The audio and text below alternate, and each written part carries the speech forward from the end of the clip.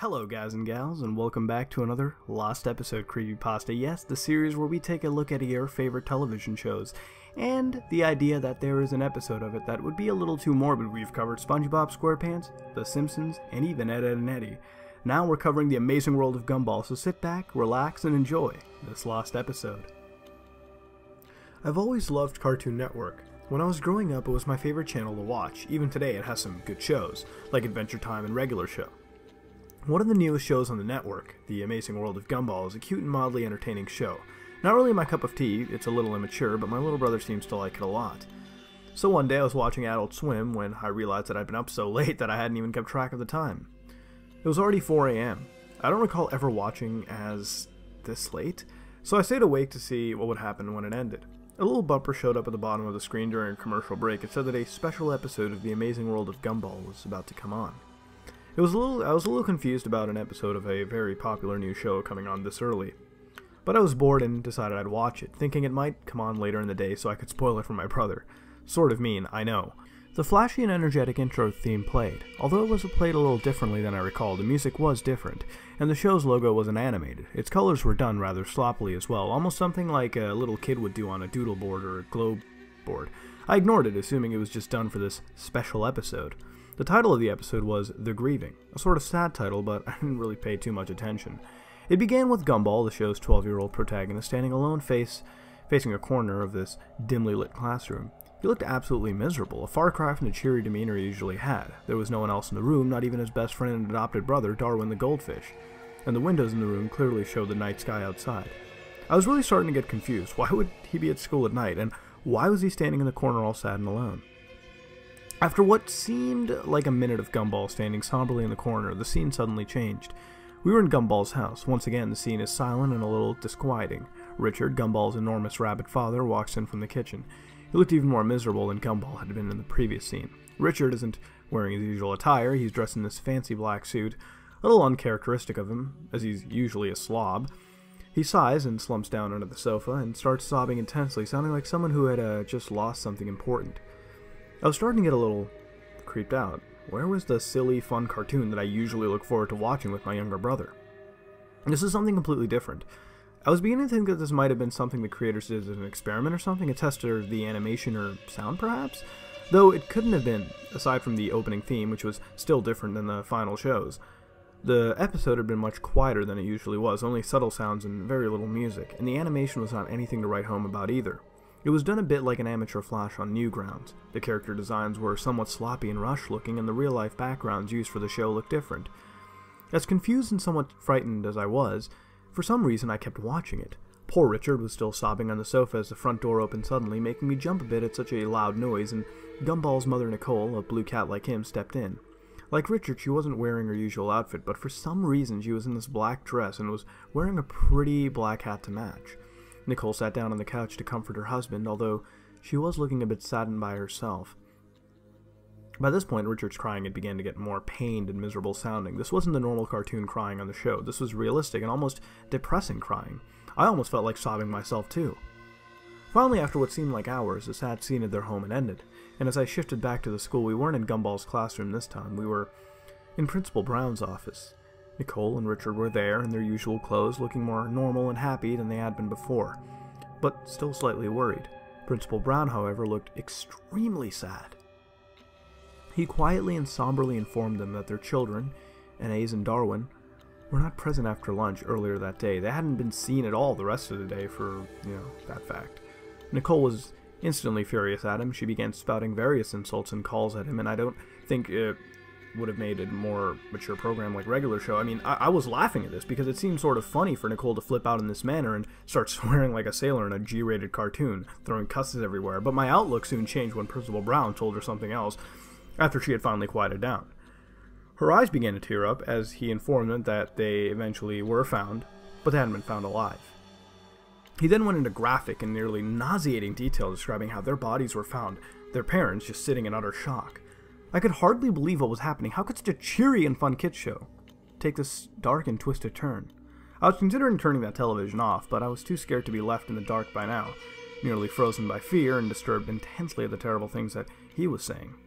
Another flashback. the scene was earlier that day, and the animation in the scene was even worse than earlier.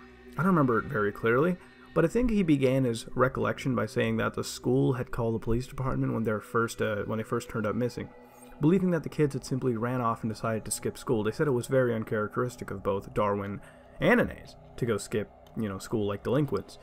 Darwin was a little naive and a bit ditzy, but he was a good kid and wouldn't have been even dreamed of doing something like that. And Inez was even less likely to run away. She was a straight-A student, despite being only 4, which also troubled the police, seeing as a defenseless 4-year-old little girl was missing as well as an older boy. The school had been thoroughly checked. As the police started to search the heavily wooded area outside the school, it took little time for the police to discover the horrifying fate of Inez. In a small clearing outside of the school, Inez's head was found in a small box. You likely would have expected something like that to be on the show in this cutesy art style, but it was nothing like that at all. It was just very real looking blood that covered this box inside and out, while Inez's head was done in this normal style, but was drenched in the blood and whatever other fluid there was, not all of them hers apparently. There was a note in that box, seemingly written in her blood. It was never stated during the episode what was written on the note, but it apparently led to the rest of her remains in Darwin's heavily mutilated corpse. What I remember most about this scene was how out of place it seemed. All the blood and gore from Darwin and Inez slaughtered and dismembered remains were done in this very realistic and disturbing way. It looked like the scene had been taken from a crime scene photograph done by a professional, not something from a cartoon. The way this scene was animated was different from most of the show as well. You may know that the characters from the series are done in this vastly differing animation style, from flash animation to computer-generated imagery, and I think there's even a character done by someone putting their chin upside down to make a face. The particular scene wasn't like anything I'd seen on the show before. Every little detail on Darwin's face was clearly illustrated. He looked a little like a zombie. His face was very pale, and his eyes had been gouged out by someone. Inez fared no better, or what was left of her anyway. She was naked and her stomach had been slit open. Her intestines were strewn around the trees and bushes in the wood, done once again in this very morbid and realistic fashion. I was feeling very ill by the time this incredibly disturbing flashback had come to an end, so I quickly ran to the bathroom to vomit. I was feeling rather I was feeling better after this upchucking, so I realized that I had good timing and I had to run to the bathroom during this commercial. It was then I noticed that the show had been running twice as long. It usually runs for 11 minutes, but the show was running for about 30. By then I was wondering if there was any information on The Grieving on IMDb or something. So while the commercials were still playing, I looked up some information about this episode on Google. Nothing comes up. No information remotely similar to the plot or name of this episode existed anywhere. Now incredibly scared and wondering if anyone else was watching, I quickly dialed my brother Larry and asked him to turn on Cartoon Network to see if he was seeing the same shit that I was. He was pretty mad that I woke him up at this hour, but he's a nice guy and he told me that he would, see for me. I thanked him, stayed on the line as the show came back from commercial break. The scene had thankfully panned away from the horrific sight of the children mutilated and was back to the principal's office. I asked Larry if he saw some cartoon animals talking or crying, since that's what they were doing on my TV. To my surprise, he said he saw nothing like that. Instead, it was a rerun of an old Looney Tunes short. In utter shock, I dropped the phone and ran over to the TV to turn it off. As hard as I pressed the buttons, it would not shut off at all. I tried every single button, none of them did a damn thing. I tried unplugging the whole thing as well, but nothing worked. The TV stayed on no matter what I did. Larry hung up, assuming that I was playing a joke or something, I guess, and I was alone once again. My door was locked from the outside somehow, and the door to my bathroom was now locked as well. It seemed I had no choice but to call the police, since my other family members were gone that night.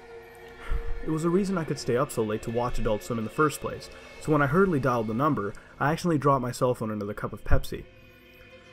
I was very scared, and I had no choice but to finish that episode, turn on all the lights in my room, got under the covers, hiding like my little brother does when I make him watch scary movies with me. I had apparently missed a little bit, but Gumball's parents were still talking to Principal Brown, so not that much. Nicole was asking him if Gumball was alright, apparently since she hadn't remembered him when Principal Brown told her what happened to Darwin and Inez. He looked slightly confused and shocked for a moment, and explained to her that he thought Gumball was out sick today, and he spent the day at home by himself with the stomach bug. Nicole screamed and wailed, while Richard quietly told him in a very out-of-character voice that they thought Gumball had got on the bus this morning. But it didn't seem that way. The police were called once again to search the building in the small forest outside of Elmore Junior High. They had found him in Miss Semane's classroom, hanging by a noose, with a blood-covered knife behind him and blood covering his clothing. The episode ended with a shot of Gumball's dead body hanging there in a corner fading to black. The credits rolled silently. Not like the usual way of Cartoon Network annoyingly airing a promo that squishes half the screen. These credits rolled unusually slow, and they weren't that fun to watch either. A little creepy, just plain white text scrolling on a black background when you think about it. I only recognized Ben Boca-Quellet's name, as he was the creator of the show. The rest were people I'd never heard of. The copyright notice at the end said Cartoon Network Studios 2001, which was incredibly odd, seeing as the show was new for 2011. After all that was clearly over, the screen went to static for a split second, during which some incredibly creepy and these shocking video clips were shown during static intervals. I can still remember them all very clearly. The first was a picture of a person in this plague doctor outfit, the one with the bird style face. Those always scared me for some reason, and the way that person in the suit was filmed was just as bad. A red light, something that freaks me out incredibly, was shown over the clip. The next was what seemed like a video being played very quickly, over and over, of a kitten's face being squished by a woman wearing high heels, which was strange because a so-called friend of mine sent me a picture yesterday of a cat being stepped on and killed, similar to the kitten in the video. The last one was the one that disturbed me the most and made me want to cry and vomit my guts out. It was my little brother, or at least a small child, who looked very similar to him, being shot in the face by a person who looked like my father. You could clearly see the child's brain and blood splatter all over the wall. I began to sob uncontrollably after that traumatizing clip, so much so that I passed out. When I woke up, my door was unlocked, and my television was turned off. I went to call the police on the home phone in my kitchen and report that I had seen some very disturbing things on television, and that my doors had been locked. When they arrived, they could find, nothing like what I remembered, from earlier this morning. My internet history was even cleared. They were angry at me, and just assumed that I had had a bad nightmare, when I was sure I hadn't. Thankfully, one of the officers felt bad for me and took me out to a small diner so I could recollect my thoughts. At the diner, I remembered that my family was out visiting my aunt, and they were supposed to be back by noon, or so. It was already 11, so the officer and I drove back only to find a whole squad of police cars and even some government agents at my house. They explained to me that my little brother was missing and that my mother and father were major suspects. Yeah, I was freaking out and trying to tell them about the disturbing clip of the boy who looked like my brother being shot in the head, but they wouldn't listen. I stayed with my older brother, Larry, who wouldn't believe me either, still insisting that, all he saw was an old Looney Tunes cartoon, nothing creepy or weird. The cops eventually told me that they would contact Turner Broadcasting and tell them about the incident. A representative from Turner Broadcasting came to my cousin's house to talk to me in private about what I had seen and experienced that night. He was very kind, but it all seemed a little like some sort of front. After I could tell him all I remembered, he agreed to play back that day's programming from when the incident with the disturbing Gumball episode had occurred. To my shock, all that was airing at the time was an old Looney Tunes short, nothing more, nothing less. I hysterically sobbed and moaned that what I had experienced and seen was completely real, but no one listened. Eventually, I discovered that Ben Boca-Quellet had a Twitter account, so I sent a message about the episode, and this is the reply I got. One thing, how in the heck did you find that? I never, ever, ever thought that I would think about that old shame again. Don't tell anyone this, Sarah. Yeah, that's my name, Sarah. But the amazing world of Gumball goes back further than you know. I used to have a really boring job as a teen, and I sketched little drawings of the Wattersons and friends. The episode you saw was never supposed to be seen by anyone but me and a few friends of mine. It was a very, very awful thing to do, but we made the episode as a joke. A guy from my old job who everyone hated had lost a child to a crazed serial killer who is still apparently out there somewhere. Anyways, we made it so we could make fun of how he came into work usually, crying like a fool, which is why you saw Mr. and Mrs. Watterson cry so much in the episode. I know. I'm deeply sorry for what I did, which is why I tried to bury that stupid thing years ago. Literally, I went out into the countryside with my mates and dug a hole and buried it. What I don't get, though, is how you describe the blood and guts and stuff. We didn't have any scene from Darwin and Inase's bodies being found. All that happens in the episode is the parents are informed of the kids being found dead and I'm crying like crazy. We didn't draw anything in the episode like that at all. We're not that sick. Now this is my theory. The lunatic who killed the man's child found the tape we buried, watched it, heavily edited it. Then he hijacked a local TV station near... You don't need to know where I live. Somehow. And got to the episode on the air on your local Cartoon Network station. Now, why your brother couldn't see it, I have no idea. Why it seems you're the only one who saw it, I have no idea either. Sorry, but I just don't know. Now, for the explanation you have been waiting for, the clips at the end, I do not know. I don't. I'm deeply sorry, from the bottom of my heart. But I don't know why those clips were aired. I just don't. I'm sorry, I really am. But me and my mates are just the ones who made those scenes with Richard and Nicole crying. That's it. I'm so sorry, sir. I'm deeply sorry. Best wishes, Ben, Bokellet, and everyone involved with the grieving. Well, we haven't had a Lost episode creepypasta in a while, so how was that? Pretty nice length, but the tale itself was kind of an on and off thing for me. Now, if you don't know what I Muda Hard do in real life is video editing for the in real life world out there. So when I come across pastas like this, I absolutely love them because, and you can tell why I become so critical of them. My ideal pasta for this kind of genre is Dead Bart or Squidward Suicide, and the reason they are is because they feel like they really can happen.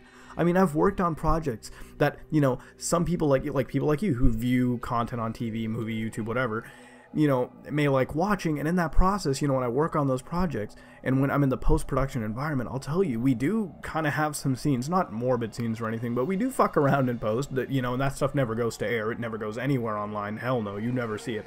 Us editors do fuck around with your favorite shows, especially if it's animation, because, if you know how to do it, we'll fuck around here and there while something's rendering, whatever. So we can create, lost footage material, nothing morbid or anything. I've never, done anything morbid. No, that's never fucking happened. But, other stuff we can do. So when I see a pasta like this, I definitely feel how real it could be. I mean, you can take this YouTube channel for starters, too. It has 102 privated videos that are complete videos, intros, outro, extras, everything, that were never released for one reason or another. I mean, there could be a Saw Lost episode creepypasta. I mean, might make that happen, I don't know. But, staying on topic, we do have a story where we have this cheery show that I never watched personally, but my brother had at one point, so I guess you could say that's kind of a relation to the creepypasta, on a personal scale. But I really don't have a connection to the show in particular, but what I do know is that it does not have serial killers or anything that's morbid, but the whole animation style with the, flash and CGI, you sort of see it as different animation styles tossed together, which is really nice to see. And if you haven't seen the show, you should definitely go check it out. But, if you notice, the whole phenomenon goes from this morbid explanation of dead children, which, if you notice, the pasta was trying to build up to, but, you figured it out so easily. So exposition wasn't the strong suit here. And when you have the dead children, and then you go to all the, when you get to the final, viewpoint, it just seems a little too bland. What made Dead Bart and Squidward Suicide, another, Lost episode creepypasta so great, Morbus.avi, we'll even toss that in, was that they had these little images that they would season in, and the whole atmosphere seemed believable. It kept going back from this Lost episode to the outside world, and it just had that proper blending to it. Here it feels too detached, and you don't have that blending, like you would with the, say, for example, the editors in the Squidward Suicide creepypasta, that whole viewing room. All that, in the end, was a little too heavy-handed, with the graphic imagery, and I personally feel it happened too fast, that third act, the final act. So if it was fleshed out a little more, you could make it longer, it would be a much better creepypasta. And I highly doubt someone like our protagonist is getting a special, TV feed to their house as well. Master control TV stations don't really work that way, but, we'll let it slide. The whole Twitter messaging at the end, I felt was kind of thrown in, but again, we'll let that kind of slide. It wasn't all too bad. I'm just being hypercritical because this is the genre where I like to be critical of these kind of creepypastas. All in all, wasn't too bad, but it was certainly no Squidward Suicide or Morbus.avi or Dead Bart or anything else, which I hold in high regards. Again, I'll say that numerous times. So that being said, please let me know what you thought about it, and what would you do to make it better. This has been another Lost episode, and if you like what you saw, then like, comment, and subscribe. This is me, Muda Hard, and I am out.